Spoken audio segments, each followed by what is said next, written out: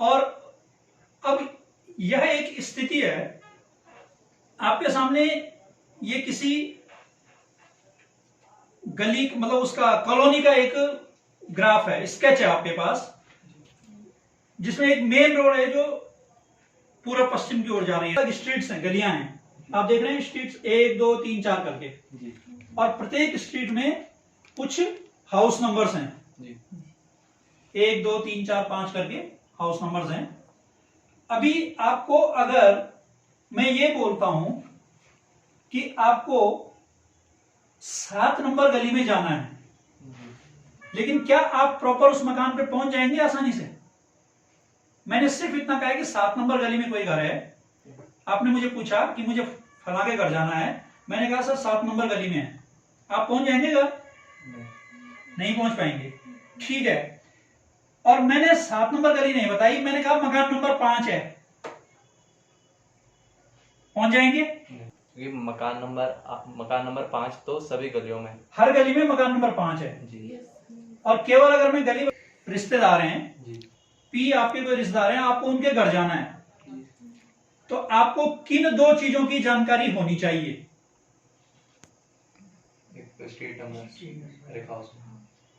Street number और दूसरा पता होना चाहिए हाउस नंबर। तो आपको 2 चीजें जब पता होंगी, अगर एक ही चीज पता होगी, केवल गली नंबर पता होगा या केवल मकान नंबर पता होगा, तो आप आसानी से उस मकान तक नहीं पहुंच पाएंगे, ठीक है। अगर आपको दोनों चीजें पता है, यानी आपको सिटिंग प्लान है, सामने टीचर हैं और आप सिटिंग प्लान देख रहे हैं कि इसमें 5 रो हैं और 8 कॉलम है ना। अब यदि टीचर को किसी पर्टिकुलर बेंच पे या किसी पर्टिकुलर डेस्क पे बच्चे को आइडेंटिफाई करना है, तो क्या क्या होना जानकारी में आवश्यक है? हम स्टडी करते हैं कोऑर्डिनेट ज्योमेट्री में, और कोऑर्डिनेट ज्योमेट्री की हमारी जो शुरुआत होती है, हम यहां पर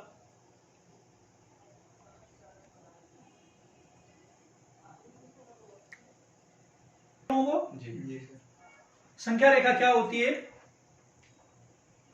अभी हम क्षैतिज संख्या रेखा की बात कर रहे हैं। इसके बीच में एक जगह अंक 0 होता है और दोनों तरफ दाईं तरफ यदि हम जाते हैं तो अब यदि हम क्या करते हैं कि हम ऐसे ही एक क्षैतिज जैसे हमने लिया है, एक हम ऊर्ध्वाधर संख्या रेखा भी लेते हैं, वर्टिकल, और वो दोनों एक दूसरे को इंटरसेक्ट कर रही हैं 0 पे, ठीक है। तो आपका जो कागज था एक्स अक्ष, और जो ऊर्ध्वाधर हमारी यहां पर संख्या रेखा है, इसको हम कहते हैं वाई एक्सिस, ठीक है। और जहां पर ये दोनों संख्या रेखाएं एक दूसरे को प्रतिच्छेद कर रही हैं, वो होता है ओरिजिन पॉइंट, या इसको हम कहते हैं मूल बिंदु, ठीक है। अभी हम आगे निर्देशांकों की बात करेंगे, किसके क्या पॉइंट होंगे, लेकिन अभी हम बता रहे हैं कि ये होता है मूल बिंदु। और इस तरह आप देख रहे होंगे कि ये जो पूरा हमारा प्लेन था कागज, ये कितने भागों में बंट गया है? 4 भागों में बंट गया है, ठीक है। अभी हम यहां पर, ठीक है, हम थोड़ा सरलता के लिए क्या करते हैं, जो हमारे कोऑर्डिनेट्स हैं इनको हम थोड़ा और स्पष्ट करने के लिए कलर सिस्टम को चेंज कर दे रहे हैं, ठीक हो गया।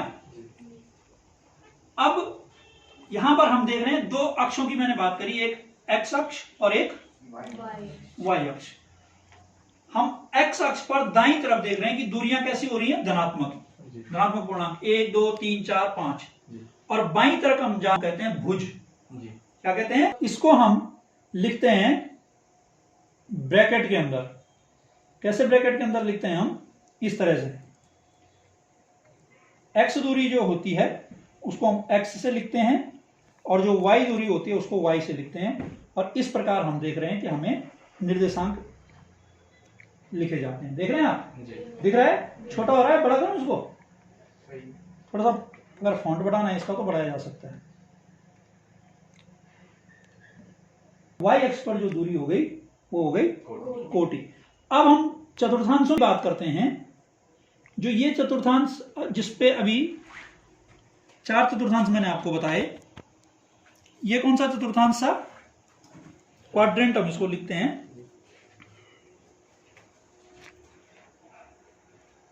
देखिए ये फर्स्ट क्वाड्रेंट है जी। यहां आपका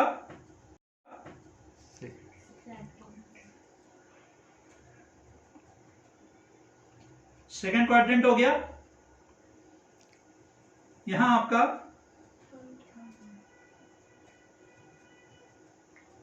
थर्ड क्वाड्रेंट हो गया जी। और ये आपका फोर्थ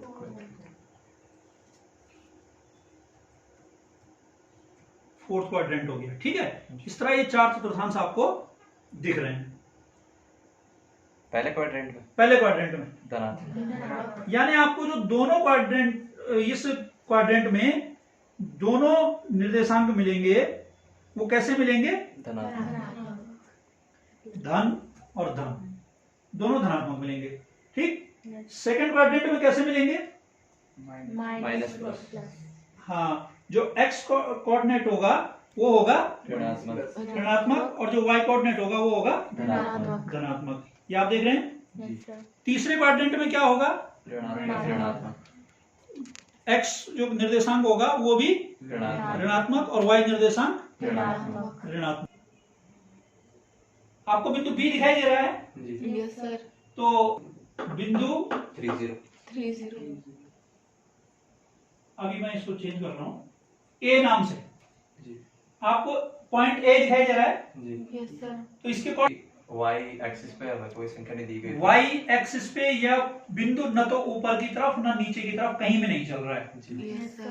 ठीक है। जी। अगर मैंने एक और पॉइंट प्लॉट किया B, इसके निर्देशांक क्या होंगे? -4 0 0। तो ये आपने एक चीज देखी इनमें, क्या चीज देखी? दोनों पॉइंट्स में एक बराबर एक समान कोई चीज आई, कॉमन चीज आई। जी। या अभी मैंने एक तीसरा पॉइंट ले लिया, अभी मैं इसको चेंज कर रहा हूं A नाम से। जी।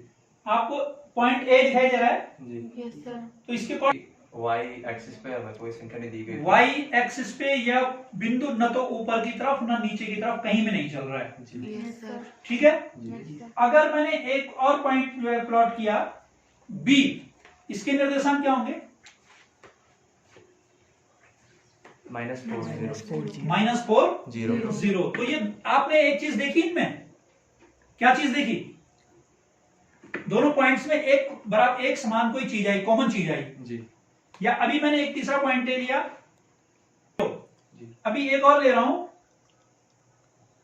D, कोऑर्डिनेट्स क्या होंगे? 6 तो A के थे 30, B के थे -40, C के थे -70 और D के हैं 60। और हर पॉइंट अलग अलग है, जी। लेकिन एक पॉइंट कौन सा वाला कोऑर्डिनेट है? y Y कोऑर्डिनेट, जी। कोटि। जी। हर बिंदु की कोटि 0 ही मिल रही है। ऐसा क्यों हो रहा है? क्योंकि जो हमारे पास भुज है वो x एक्स का है। भुज तो x अक्ष है ही, जी। वो तो होता ही है, लेकिन कोटि हर बार 0 आ रही है ना। जी। ऐसा क्यों हो रहा है? हर बिंदु ठीक x अक्ष पर है, न y अक्ष पर किसी भी बिंदु में न धनात्मक दूरी है न ऋणात्मक दूरी है। ठीक। जी। अब हम कुछ और बिंदु लेते हैं। E, क्या निर्देशांक होगा?